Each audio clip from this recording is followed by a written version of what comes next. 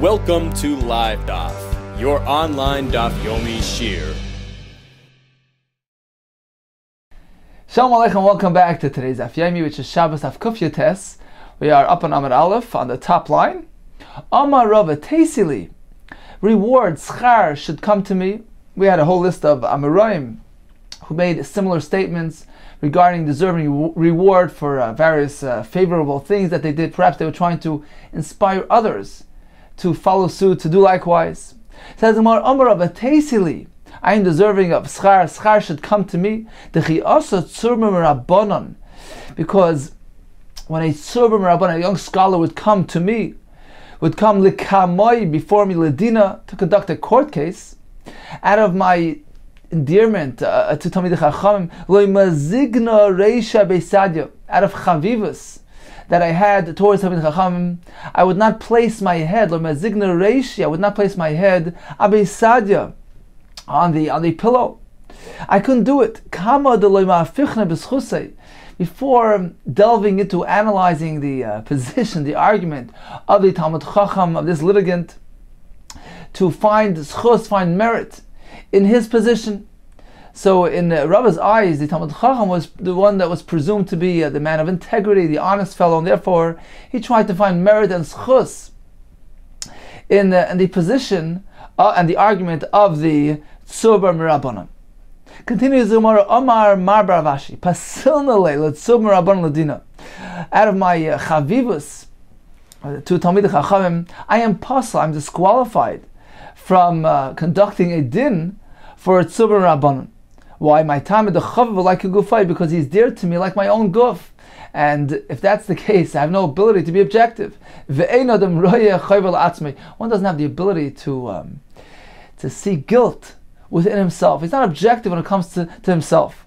So the Talmid Chacham was so dear to him. He regarded him as his own body, and therefore he had no ability to be objective. And therefore he says, I'm disqualified from litigating a court case involving a tzurba mirabban. Now, the Mepharshim speak out, although a person is meant to have ahavas Yisrael, love for every Jew, but a dayan is meant to somehow separate between the two things and have the ability to nevertheless view the case objectively. Whereas when it came to Mar Baravashi, his love for the Talmid Chacham was so dear, it was like his own self, and therefore he had no ability to be objective, and therefore he was disqualified.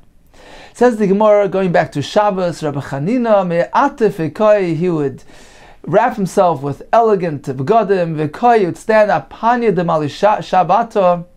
This was Mali Shabbat, Erev Shabbos, Apanya, late afternoon, right before Shabbos. Omar, he would exclaim, he said, Boyu, Neiv, Neitzil, Kras Shabbos Hamalka, let's go out and greet, let's go towards Shabbos Hamalka, Shabbos the Queen. Why do you refer to Shabbos as the Queen? He says the Maharsha because the Medrash says that Shabbos is the Bas Zugoy of Yisrael, like the wife of Klal Yisrael, the partner of Klal Yisrael. Therefore he referred to Shabbos as the Queen of Klal Yisrael. Rabbi Yanai, Lovish Shmane, he put on his special Shabbos clothing, B'mali Shabbos, on Erev Shabbos, V'omar, and he said, Boyi kala, come kala, referring to the Shabbos, come to your husband's home. And this was his way of receiving Shabbos. Rabbi Bar Avula Ikla, he visited Lebei Rabbi Bar Nachman, he visited the home of Rabbi Bar Nachman.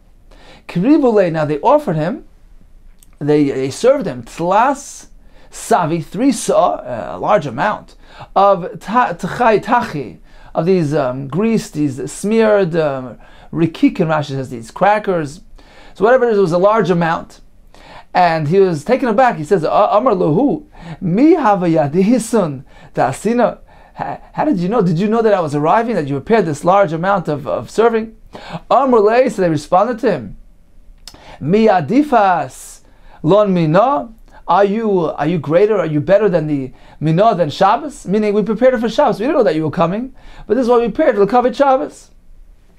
Rabbi Abba Zovan, he purchased B'tleiser Astiri with 13 Astiri is a coin. Astiri Pshiti, a certain kind of coin. 13 coins he would purchase on Erev Shabbos. Bisra meat, Mitleiser Tabachi, from 13 different butchers. She would go to each butcher, give him a coin for a portion of meat. This way he gets a variety, different types of meats from different types of butchers. and then he would rush home. Umashlim lahu, he would hand it to the servants at home. He would hand it to them at tzinoira the dasha. He'd place it by the on or near the tzinoira, the hinge, the dasha of the doorway. So he would place it there and rush back to buy the next portion of meat. Va'amar, and he would announce to them, to his servants, Asher, strengthen yourself, Haya, hurry up. Asher, strengthen yourself, Haya, hurry up. Meaning, go ahead and prepare the this portion, and then he would run off to do his next purchase. Ravo, so the Gemara describes different Amoraim, how they would prepare personally for Shabbos. They would get themselves physically, personally involved for the preparation of Shabbos. Rechana points out that the Gemara tells us elsewhere that it is a greater mitzvah. The mitzvah has greater significance if it's done by the person himself rather than through a shliach, through an emissary, through a servant. So we find that the tzaddikim here would personally get involved, at least we're going to see at least in a minimal way, something physically for preparation for Shabbos. Says the Gemara, Rabavo, Hava Yosef atach tirka de shina. He would sit on this pedestal of shina, some say it means ivory, this nice chashev thing. He would sit on it, u'moishev nura, and he would blow the fire to get it going for Shabbos. Rav Anan, on the other hand, lovish gunda, he would put on a black smock to get involved in the kitchen, the cooking process. He put on a black smock not to get his prevent from his clothing getting soiled. The Tanadei Rishmal, as we learned in the Brisa, begadam shabishal ben kedei l'rabbi, the clothing which the Eved, the servant, wore to when he was cooking. Bishul ben Kedei l'Rabbi, that he cooked when he was cooking the pot of food for his master, those same clothing that gets soiled in the kitchen, al yimzeg ben kais l'Rabbi, he shouldn't wear them when he is moizeg, when he pours the kais, the glass, the cup of whatever wine for his master, because the clothing worn during the cooking are soiled. This is meant to change to more elegant clean clothing and serve his master in this manner. So Rav Eliezer Moshe Horowitz in the back points out that there's a machlekes here between Rav Avo's approach, who sat on this elegant pedestal when he went ahead and he prepared the fire for Shabbos, as opposed to Rav Anan, who said no. His shita, his opinion was that, look, it's preparation for Shabbos. One's meant to do away with his dignity and his physical comfort and elegance. One's meant to put on a smock, get himself down and dirty, preparing for Shabbos. Two approaches. Rav Avo took the elegant approach, and Rav Anan, he took the more menial labor approach, go put on a smock and go cook. So the clothing worn here are meant to reflect what he's doing, just as we find in the Brisa that the Eved is going to wear, he's going to downgrade his attire when he prepares the actual food. So there are two different types of serving. There's the service, direct service to the master when he's actually pouring the kais, when he wears clean, elegant clothing, as opposed to when he's involved in menial labor, physical activity, when he wears more basic clothing, a black smock to do the cooking, because that demonstrates that now it's not a time to keep clean, keep neat, rather to get involved in physical activity, physical effort, menial labor, and doing away with one's dignity. So this is a demonstration of the commitment of the Eved to his master, that he's willing to exert this effort and to do away with his dignity for serving him and, in this case, preparing for Shabbos. Continues the Gemara, Rav Safra, Machach Reisha. He would singe the head of the animal, so he would take the head and he would burn off the fibers, the hair. This was the way that he prepared for Shabbos. Rava Malach Shibuta, he would salt this Shibuta fish. Rav Huna Malik Shragi, he lit the candles. Apparently this was in addition to what his wife used to light. She used to light candles for Shabbos. Rav Papa Gadol Psilta, he braided the wicks needed for the Shabbos, Neighbor Shabbos. Rav Chizda Purim Silka, he cut the beets. Rav Yosef Matztach Sivi, they would chop the wood. Rav Zera Mitzates Tzitzusi, he would go ahead and kindle the fire using splinters of wood. That was his effort to cover Shabbos. Rav Nachman Yitzchak Mekatev Va'ayil, he would load up and come in. Mekatev V'nafik, load up supplies and bring them out. Whatever was needed, clothing and supplies for the covered Shabbos. And he said like this, Amar, he said, Ilu Miklin Li. Rabbi Ami Ravasi, if Rabbi Ami Ravasi would come and be my guest, Miloi Maktifna Kamai, would I not go ahead and carry around these loaves in front of them as a demonstration of honoring them, respecting them, and serving them? Likewise, when it comes to Shabbos, certainly I'm meant to go ahead and conduct myself in this manner. Vikid Amri, some have a different version, that it was Rav Ami Rav Asi who were Mekatvi V'ayli, Mekatvi V'nafki. They schlepped in, schlepped out. Amri, and they said, Ilu Iklon, Rabbi Yochanan, if Rabbi Yochanan would come here, Miloi, Mekatfina, Kamei, would we not go ahead and schlep all this stuff in front of him? Certainly we would, and therefore we do it for Shabbos as well. Let's take a look at Rashi inside. Describes these various preparations. Rashi here is 20 lines from the top, beginning with the words, Atachtaka de Shina. Says Rashi, Pashtadul, some type of a chair, a pedestal, Shalshain, of ivory, Shechoshev Hayav Asher, because we're speaking about Ravo, who was a prominent person, wealthy. Umoishif Nura, Neifech Misham Nura. From there, from his position, he would blow the fire, get it going, the Kavod HaShabbos. Rabbeinu Levi Goras, Ataktaka de Shaga, Tidar, certain type of wood that this chair was made of.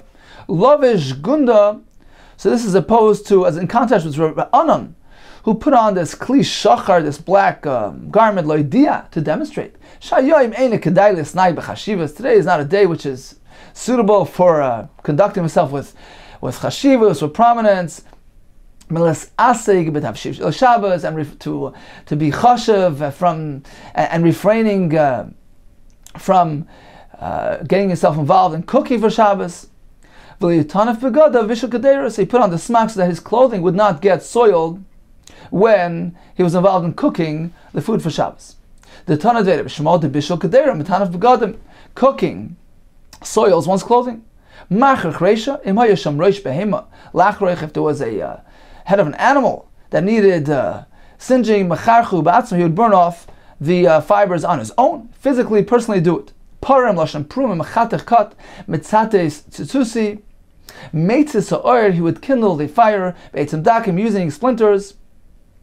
And finally we have the thing with Rav Nachman Yitzchak, who was Mekatef Ayel, Mekatef Anafik, says Rashi, Be'er Shabbos, Yoitze V'nichnas, he would go out, come in, Lahavi, Tavid Masois, Klei Tashmish, packages of Klei Tashmish, utensils, Bigdei Choyfish, these clothing, elegant clothing for Shabbos, or Megadim, delights, Ka'adam, Shemakabalas Rabbi Bebeisai, akin, similar to a person who is Vimakabal, his Rebbe in his home, Omar Loishu Chashav Alav. So he receives his Rebbe and he shows and demonstrates to him that he's chashav on him. He regards him with respect, or chashivas, v'chorid l'kvoida, and he's anxious and busy to respect him and honor him, l'troyach l'haris v'shviloi, to burden himself and to increase whatever's needed and to serve him properly. Continues the Gemara. The Gemara is going to relate the famous story of Yosef Meiker Shabi. Says the Gemara, Yosef Meiker Shabi. Yosef, who was Meiker, he honored Shabi. Rashi translates this as Mechabed Shabboses. He was one who honored Shabboses. Hava hu nochri b'shavusei. There was this Gentile in his neighborhood. He had very many possessions. Wealthy fellow. Armele Kaldoi, so the stargazers told the Gentile, Kula nichsi, all your nachas, your possessions. You know where they're going to end up? Yosef Meiker Shabi, Achalu, he is going to have them. He's going to take possession of them. So, to preempt this thing from happening, so he thought of a plan. Azal Zevninu, Lekula nichsi, went and he sold off all his nachasim. Zavam bu Marganisa. He purchased with them a Marganisa, an expensive Marganisa, a pearl. Oisva Besaine. So he placed it in his hat. So he set up in his hat. This way it's safe and secure. When he was walking along on a bridge, Sika. So the wind, the gust of wind came along and blew off his hat. Shadi b'maya, tossed it into the water. Bali kavra, a fish came and swallowed it. Perhaps only the pearl, perhaps the entire hat. Askua, the fishermen caught the fish, they pulled it out of the water. Aisua, Apanya de Mali Shabbata. Towards evening on Erev Shabbos, Apanya means towards evening, the Mali Shabbata of Erev Shabbos. Now, they were in a quandary. Amri, they said, Man Zavan Kihashta, who's going to purchase a fish at this time right now, at this late hour? It's not exactly the right time to sell fish. Amri Luz, others advised them, Zilu, go, I'm to you, go bring the fish, like Gabi Yosef Mekishabi, to Yosef Mekishabi, to Ragel Zavan, because he's accustomed to buying. Try your luck with him. To you and Ne'aleh, indeed, they brought a fish to him. Zavne, he bought it. Kari, he opened it up. Ashkechei Marganisa, and he found within it this expensive pearl. Zavne, he sold it. Betleisa, Elisa, the dinner that Ahava. He received a great fortune in exchange of this pearl. 13 Elisa, 13 upper floors, meaning roomfuls of dinri that they have of golden coins. Rashi points out many times when the Gemara uses the term Telesa 13. It's merely an exaggeration. The point here is that he received great wealth in exchange for this expensive pearl. So this certain elder met him and explained to him what happened. Amar, he said, Man de Yadav Shabbata, one who lends Shabbos, he spends money for the sake of Shabbos. He lends Shabbos. Money, pari Shabbata. Shabbos will return, Shabbos pays him back. And indeed, that's why you merited this great fortune. Continues the Gemara, Rabbi Shmuel Rabbi Yossi. So Rabbi asks the following question of Rabbi Shmuel Rabbi Yossi. Ashir Shvez Yisrael, b'mayin zoichem. The wealthy ones in Eretz Yisrael, on account of what do they merit wealth? Amr Leisi told them, B'shvil Shema Asrin, as a result of the fact that they take off meiser from their crops. Shenemar aser to aser. It's a double lashon, aser to aser. Says the Gemara, aser, you should take off meiser. You should separate the 10th b'shvil shatis asher, so that you become wealthy. So this is the answer. They're meticulous regarding the mitzvah of meiser. So he continued asking him, what about the ashirim in Bavel who have an opportunity to do the mitzvah of Maser, on account of what are they zeiche to wealth? Amar Leis, he told him, due to the fact that they accord honor to Torah. So he continued to ask him, what about the wealthy ones in other lands that perhaps don't have this chus? Why are they zeiche to ashiras to wealth? Amar Leis. So Bishmol Rabbi Yossi answered him, Shabbos, because they are machabed, they honor Shabbos. The Rab Chia bar Abba Pamachas Nesarachti Etzel Balabayis Belutkia. I was once a guest at a certain Balabayis in the town of Lutkia. And they presented before him a golden table, Masui Shisha Asa B'nei Adam, need to be carried by 16 people, so heavy. V'sheish Esrei Shal Shaloi Shal Kesef. And there were 16 silver chains, kvois boys, set in this table, k'orois and plates, v'koisais, cups, v'ketonias, pitchers, slechas, containers, kvois boy, were set on this table, v'olav, and on it was to be found kol minei machol, many varieties of food, kol minei megodim, many delights of all types, ubsamim and spices. And that when they would place this table, what would they say? They would say, La Hashem ha'oretz malaya. Everything in this world belongs to Hashem. One cannot partake until He makes the bracha. So this was their exclamation when they brought the food in. When they were finished, they removed the table. They would say, Hashemayim, Shemayim Lashem. The Shemayim is Lashem ba'aretz. The earth, Nasam le'adam. Hashem granted it to Bnei Adam to enjoy. And indeed, this was their way of expressing thanks to Hashem for granting them this abundance of food. Amarti loy. So this is Rav Chia bar Abba narrating. He says, I was his guest and I witnessed this abundance, this wealth. Amarti loy. So I turned to the owner. I told him, B'ni, my son, on account of what did you merit this great wealth? Amar li, so he told me as follows. I used to be a butcher. From every good quality animal that came my way, I used to separate a piece. Amarti, I would say, Zute le Shabbos. This is reserved for Shabbos. Amarti loy. So I responded to him and I said, Ashrecha shazachisa. Fortunate are you that you were zoiche to conduct himself in this manner and to be zeicha to ashirus. Ubaruch hamakayim shazikech lekach. So fortunate are you that you zeicha to be mechabed Shabbos. That's the first part, Ashechas V'chisa. And then in response to that, Baruch HaMakim, Baruch Hashem, Shezikech Lekach, that granted you this wealth as a schar for your honoring Shabbos in this extreme manner. From the words of Mashah, it seems like this story took place on Shabbos. And indeed, this as well was a display of honor towards Shabbos.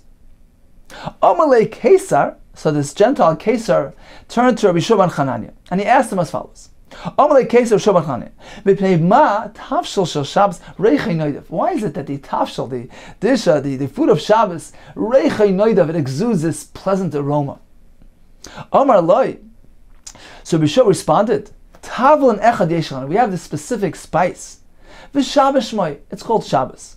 Shana matihim l'seichai, that we put into our food. Reichei noidav. And it exudes this special, unique, pleasant aroma. Amar Loi, said the Kesar told him, okay, tein lanu heimenu, give us some of it, and let us put it into our foods. Amar Loi, so Rishon responded, it won't work. Kol ha-meshamer ha-Shabbos, one who observes Shabbos, meaning a yid, moyeloi, this spice benefits him. He derives the benefit from the spice. But one who does not observe Shabbos, this spice will not benefit him whatsoever. So Shabbos is something you need to experience. It's a spiritual delight. It's not something which can be transferred. It's untransferable. So one who lives Shabbos, experiences Shabbos, experiences the spiritual existence of Shabbos, he enjoys this tavlin, this spice, this spiritual delight called Shabbos. So the guy had some inkling, some sort of whiff of a smell he was able to discern, but more than that, he would not experience. Amalei Reish Galusa, the Rav Hamnuna. So the Reish Galusa, the head of the exile, this was the head of the civil authority, which was recognized by the government, and he was a descendant of David HaMelech. That's the Reish Galusa. So the head of the Jewish community in the Gullus, in Bavel, he told Rav Hamnuna, he asked Rav Hamnuna, my dechsiv. Well, how do you explain the pasuk which says "L'kdosh Hashem mechubad"? So this is the pasuk which says "V'koras al Shabbos Oineg." You meant to call out and establish Shabbos as a day of delight, a day of Oineg, a day of pleasure. But the pasuk continues "L'kdosh Hashem." So the one which is sanctified to Hashem, mechubad. It's meant to be honored. Now we already mentioned Shabbos. So what is the pasuk referring to? L'kdosh Hashem mechubad. Amar Lei, so Rav Nuna responded, you're right, it's not referring to Shabbos. Zeh Yom Kippur, she'en bo la'achil v'le'shtia. There's no food or drink on Yom Kippur. Therefore, the pasuk says, Amar Torah kabdei b'sus nekiah. How do you honor Yom Kippur? You can't do it with food and drink, rather with clean clothing. And the pasuk, that same pasuk continues, v'chibadatai. You meant to honor. This is going back to Shabbos.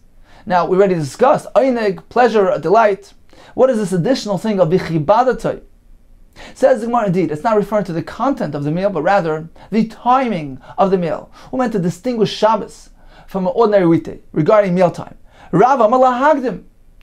This is referring to being magdim, advancing the meal, beginning the Suda earlier than during ordinary mealtime. Ushmol Amala Achar.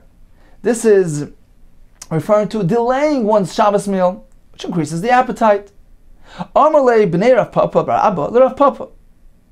So they asked Rav Papa as follows: Kigoyin anan. For instance, us, the shchiachlon bisra v'chamra kol yoma. It is common for us to have bisra v'chamra, meat and wine every day. We have an abundance of these materials. And in what way are we meant to make Shabbos distinguished, different, special than an ordinary weekday? How are we meant to deviate and to have Shabbos be different than an ordinary weekday? Amalu, so he told them, likewise, if you are accustomed to eating early, then delay the Shabbos meal. If you are accustomed to eating late, then go ahead and advance the Shabbos meal, begin early. So you cannot alter the content of your meal, but the timing should reflect the day of Shabbos. Now Tosfos points out that based on this Gemara we can understand that Rav and Shmuel mentioned earlier were actually not having any machlekes whatsoever.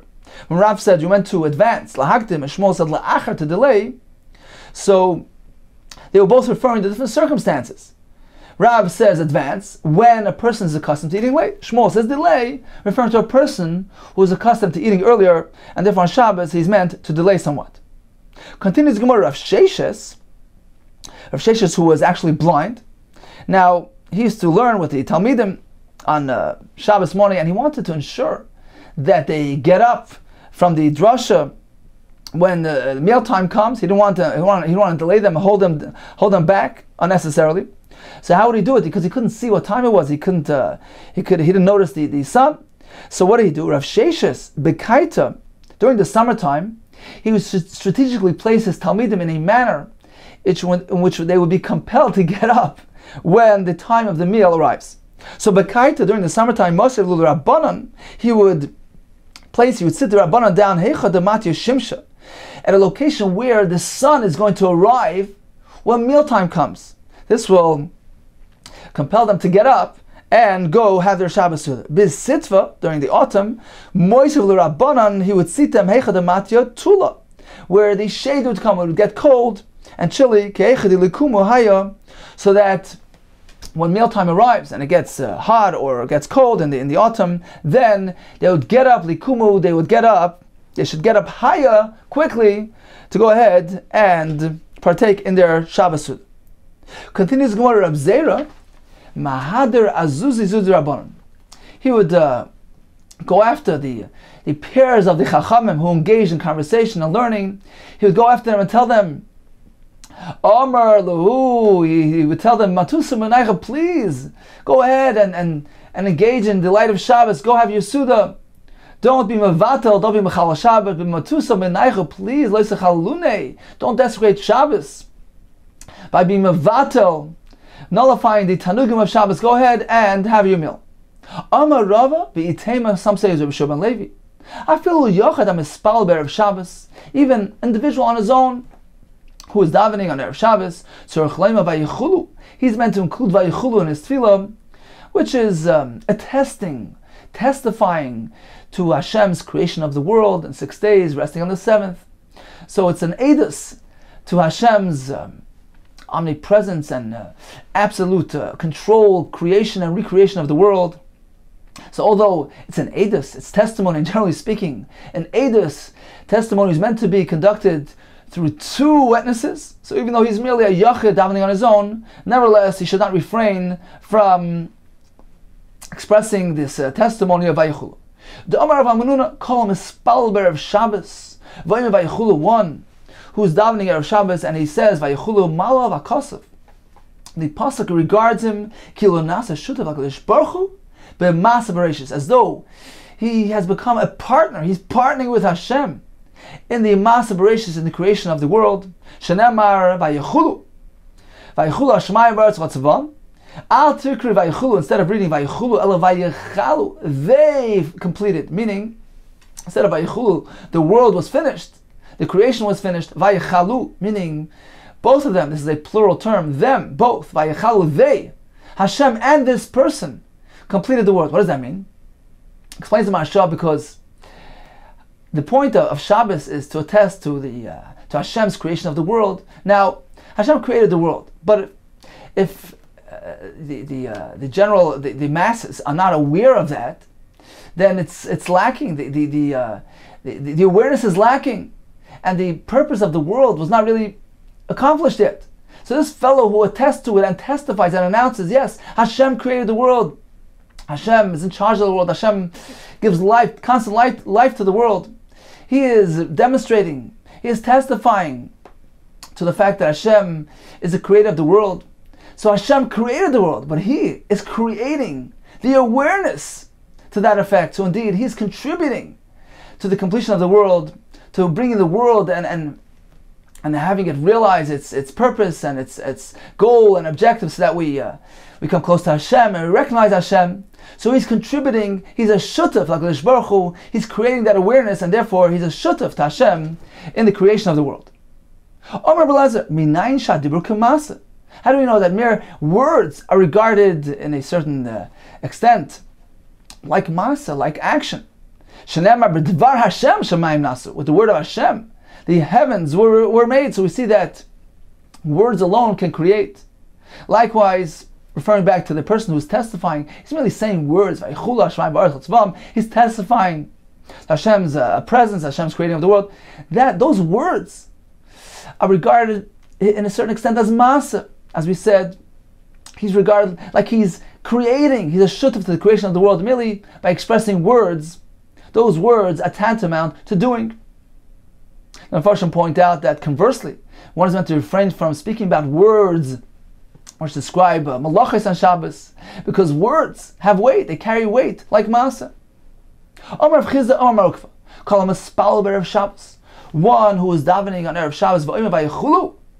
What happens? Shnei malach hashoris, those two malachim, hamalavan lo adam, that escort the person. Manichin yedem al reishay, they place their hands on his head. They tell him, "V'sar abaynecha, v'chatascha techupar, your avayin will be removed and your chet will be atoned for." Tanya b'yeiser b'Yehuda Omer, shnei malach hashoris, melavan lo adam erev Shabbos, beis hakneses lebeiser. There are two malachim that escort a person on his way back from the beis hakneses home. Echad toiv echad ra. One of them is a good malach, one of them a bad malach. When he arrives home, and he finds the nair, the lamp which is lit, the table which is set, his bed made. Malach toiv omer. What does the malach toiv say? He exclaims, "Yiratzen should be Hashem's will." Shabbos acheres kach. Just as everything is so in order in honor of the Shabbos, likewise next week, next Shabbos, it should be the same exact way. Malach ra, the malach ra has no choice, and against his will, he answers amen. Vimlav. But if this is not the case, he comes home, things aren't prepared properly for Shabbos. Malach ra omer. Then the malach ra responds and says, "Yiratzayin shetei Shabbos hacheres kach." And the coming Shabbos should feature the same thing.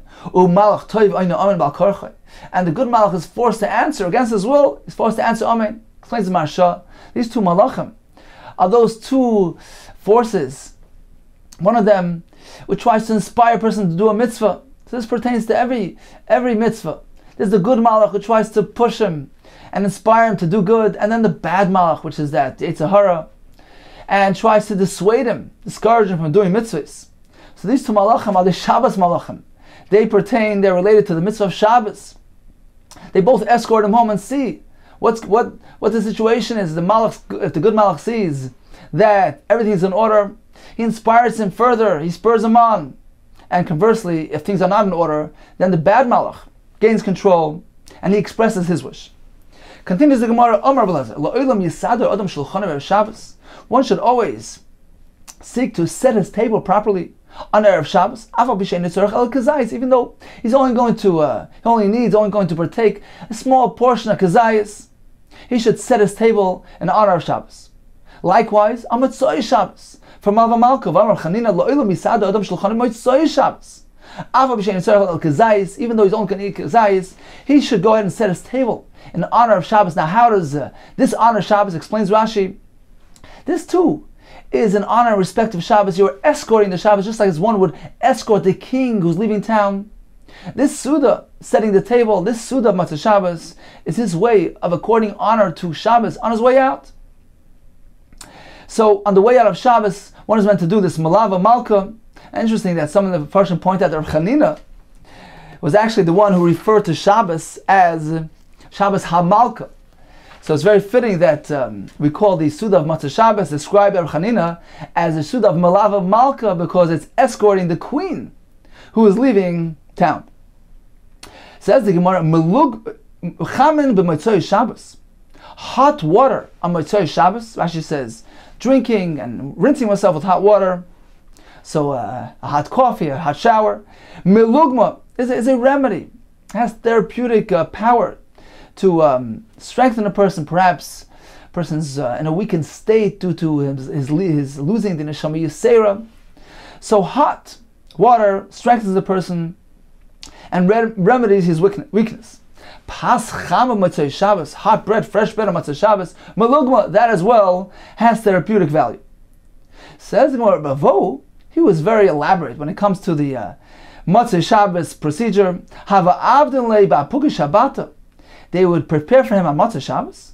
Igla tilsa, a third born calf which was of high quality. Hava ochel minei kol yasa. He would only eat a small portion, a kidney.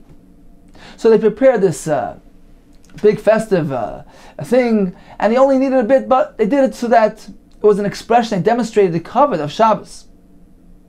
Now, his son observed this, and he was perplexed. He gadol Avimi brei. When Avimi, his son, grew up, Amar Leis, he turned to his father and he said, why do you need to waste all this? To go and shech this igla tilsa, this high quality calf, just for a single kidney that you're going to eat? Nishba kul yasim bali shabbata. Let's simply leave over a kidney from the animal which we use on Erev Shabbos, which we prepare for Shabbos. Shavku. So that's what happened. They left the calf. They left the calf alone. They didn't slaughter on Motzei Shabbos. Va'asa arya, and a lion came along. Achle, and he ate it up, to indicate, yes, there is something to it. To go ahead and to present an elaborate affair and prepare this igla tilsa in honor of the departing Shabbos. Omer Rabbi Shimon Levi, kol ha'oyne omen yesh me'rabba mevarach b'chol koichai, one who responds, who answers, omen yesh me'rabba, that the name of Hashem, the Shmei Rabbah, his great name, mevarach, should be blessed. If one expresses this b'chol koichai, Rashi says b'chol koichai means b'chol kavanosai, with all its concentration. Taisus brings that it's referring to b'kol ram, with a loud voice. So he exerts effort in calling out Yesh Me'Rabba, koir le'gzardinai. They tear up his bad gzardin, his bad edict. Shenamar, as the pasuk says, b'froya prois b'Yisrael, b'snadiv baruch Hu Hashem. Says in one, my time b'froya prois are misfortunes. Why are those misfortunes going to be nullified? Mishum de baruch Hu Hashem, because the nation is baruch Hashem. They bless Hashem. They commit themselves and they bless Hashem. So it's referring to Yesh Mirab Mavarach, which has the power to annul decrees. Rav Chiba Abba Rav Yochanan, afilu yesh bo shemesh avodah zarah, even if he has a trace of avodah zarah within him, they forgive him on account of him expressing Yesh Mirab b'chol koichai. Ksiv hacha b'freya price, because this pasuk uses the term b'freya price, and we find elsewhere, ksiv hasam, and elsewhere the Torah employs a similar term, which was in the context of the egel, which was the avodah zarah. The pasuk says ki paruahu, because the Klal Yisrael is all disturbed. This was referring to the avodah zarah. So b'freya price means that the avodah zarah that's contained with him will be disturbed and negated and done away with due to his involvement in Yesh Me'Rab Mavarach. One who answers Amen with all his might, they open for him the gates of Gan Eden. Shnemar, Pischu Sha'arim, open the gates. V'yavei Geit Tzadik, Shomer Emunim. Al Tikri Shomer Emunim. Instead of reading Shomer Emunim, Ella read Sha'oimim Amen. Those who say Amen. My Amen. What is the meaning of Amen? What does it stand for? Says the Gemara, it's actually a combined word, an acronym, Rashi Tevis. Amar B'chanina Keil Melech Neman. Amen stands for Keil Melech, the king Neman, who's trustworthy. And perhaps Neman means he's constant, he's eternal. Taisus actually points out that based on this Gemara, one should be mahar, should think in his mind when he says Amen, this meaning, Keil Melech Neman. A fire is only found only in a place where there's Chilul Shabbos present. If you don't listen to me to sanctify Shabbos, to refrain from carrying loads, I will ignite a fire in its courtyard, in its gates, and it will consume the palace of Yerushalayim, v'loi tikaveh, and v'lo sichbe, and it will not be extinguished. My v'lo sichbe, what does this mean? It won't be extinguished. Amar Nachma Yitzchak b'shah, because the fire will break out at a time, at a very inappropriate time for putting out fires. When? It will fall out on Shabbos. When there's nobody available to put out the fire. We're speaking about that's going to fall out on Shabbos. Yerushalayim was not destroyed only Shabbos because they desecrated Shabbos in Yerushalayim Shenemar from my Shabbos they turned away their eyes, they ignored the va'echal b'soicham, and I became profaned amongst them. Amar avo lechav Yerushalayim el b'shvil. You know why the Yerushalayim was charav? Because shebitlu krishma shachas v'avos, only because they negated the reading of Shema in the morning and the evening. So they were vatal krishma, and as a result of that, Yerushalayim is charav. Shenamar hoy mashkim yavaboker sheichar yudoifu. So woe to those who get up in the morning and they pursue drinking of beer. And the pasuk there also speaks about delaying at night. So they were busy involved pursuing pleasures, drinking, and as a result, they negated the reading of Krishma of the morning and the evening. Uksiv, and the pasuk says, they were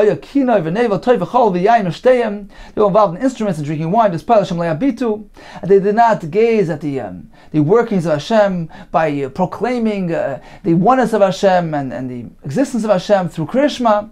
So they neglected to get involved in reading Krishma. As a result of that, my nation went into exile due to a lack of das. Yerushalayim was destroyed because of the following reason. Only because of because they diverted the small school children from their learning.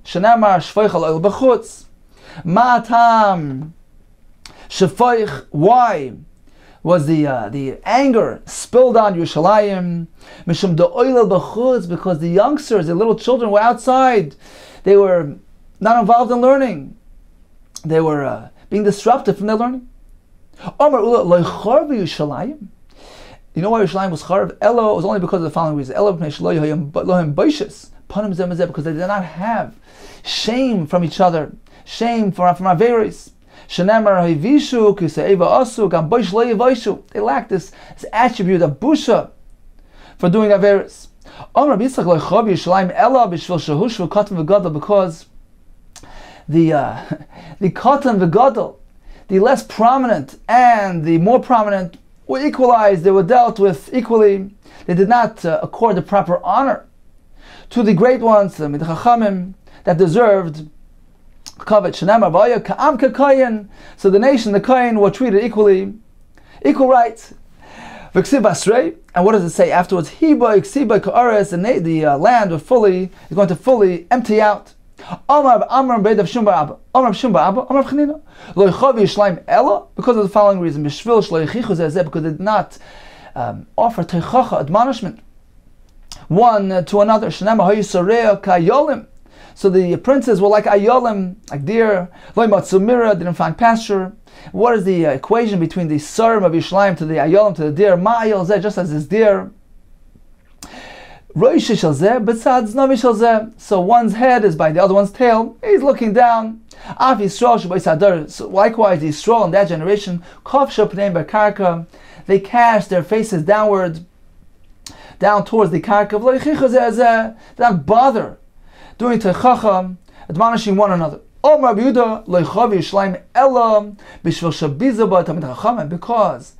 they denigrated Talmid Chachamim. Shenemar, as it says,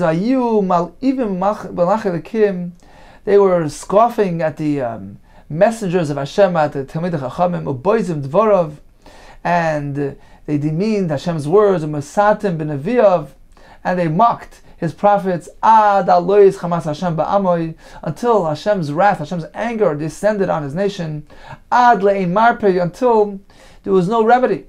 My ad le'ein marpei, what does that mean? Amar Yehuda, Amar Rav, this teaches us, kol hamavazal talmid chacham, one who demeans a Talmud Chacham, there's no remedy to his wound. Don't touch my anointed ones, and my prophets don't harm. He's referring to those small school children. Don't touch them. Don't interfere with them. Why the Tinok is called Meshichai? Some say because children are anointed with oil. Rabbi Lezer Moshe Horowitz actually says because Meshichai means the Meshicha, they used to anoint the king when they inaugurate a new king. So the Tinok Shel Rabbin who are in school, it's their training. They're training their youngsters, they're learning, and they're being educated and trained, and therefore the pasuk refers to them as Meshichai. Ubenevi al Tereu, Elu Talmid Chachamim. This is referring to the Chachamim.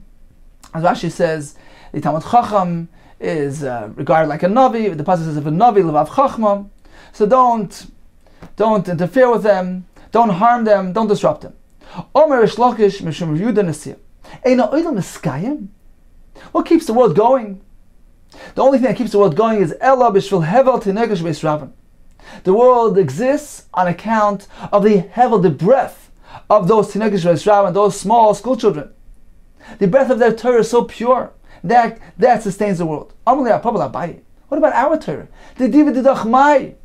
Amar Leis Abai responded, even so, Einoi Doima Hevel Sheish Bechet. You can't equate the breath of adults which are tainted with chet. Lehevel she'ein bechet. You can't compare that to the hevel, to the breath, to the learning of these small school children which is pure and innocent, free of any trace of chet. One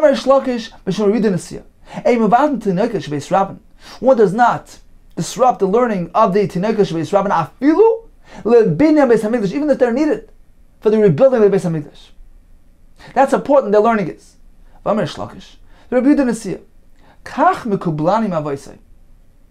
following is a tradition from my avos. Some say that the way he said it was that this is a tradition from your Mavesecha, from your avos. What was the tradition? As follows: Kol ir she'ein ba Tinekah Beis Rabban, a city which does not feature Tinekah Beis Rabban learning, ma'achriv noisa, eventually it's going to be destroyed. Ravina Amar machriv noisa, eventually it's going to be annihilated. Actually says without any remnant. V'amar Rava lechav Yishalayim. You know why Yishalayim was destroyed? Ella b'shvil shepasku mena anshe amana, because of the following reason. Ella only b'shvil shepasku mena anshe amana. Anshe amana are the men of integrity, honest people, were no longer present in Yerushalayim. Shenamar shoytu b'chutz Yerushalayim. Go look around in the streets of Yerushalayim.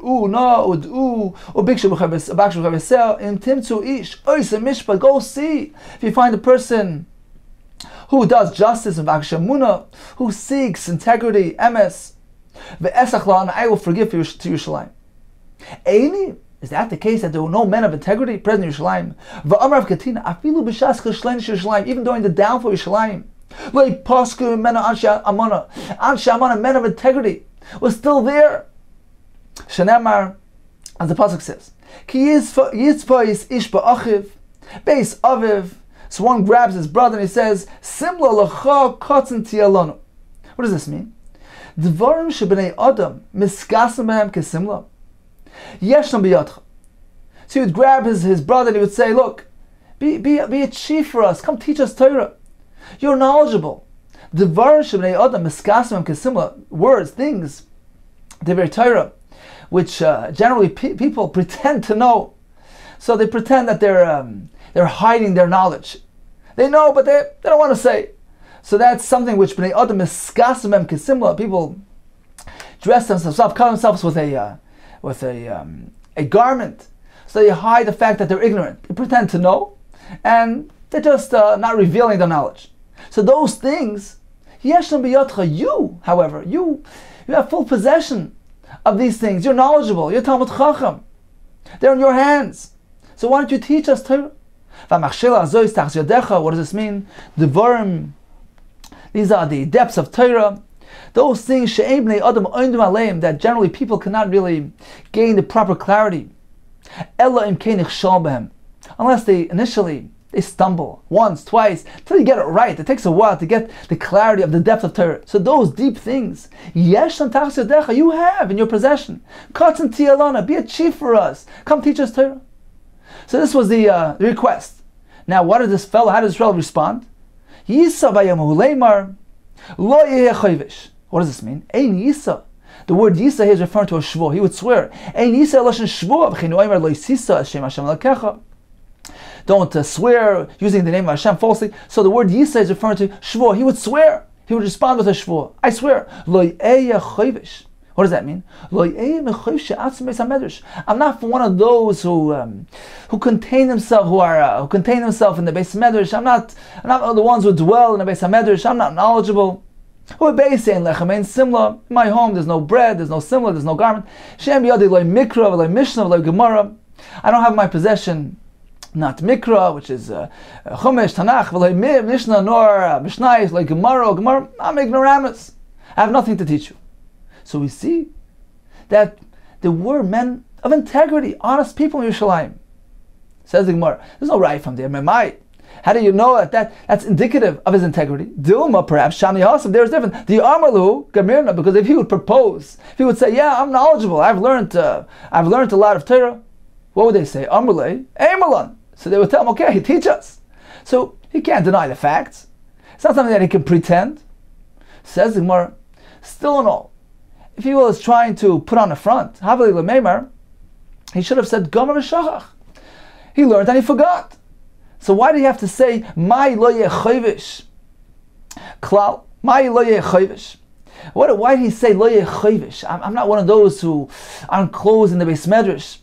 Apparently he's trying to say klal. Klal. I'm absolutely not one of those that attends the Beis Medrash. I never was. Not like I learned and I forgot. I was never knowledgeable. So indeed we see that he's being honest. There are men of integrity in Yerushalayim. So how can you say the reason why Yerushalayim was charav was because there were no men of integrity? It says more like kasha, it's not a kasha.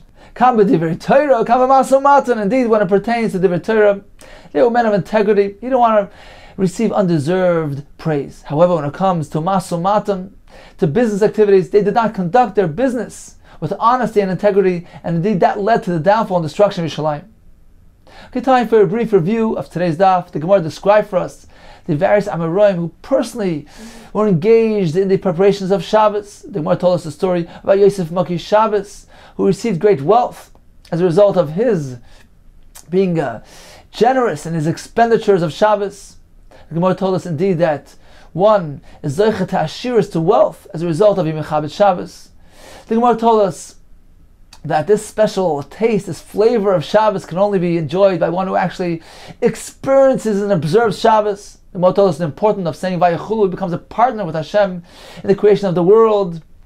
The Gemara told us about saying Amen Yesh Meirabba and also Amen B'chol Koicha, according to Rashi, B'chol Kavanasa, according to Taisus, B'Kol Ram.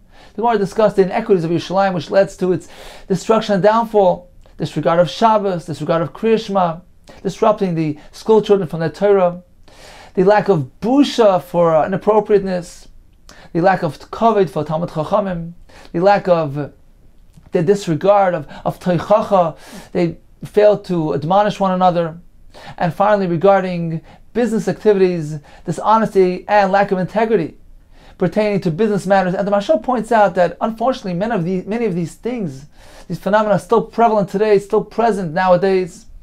And he says one should inspire himself to improve in all these areas. And indeed, it would be zeicha to rebuilding Yerushalayim and binyan Beis Hamikdash meher b'meinu amen.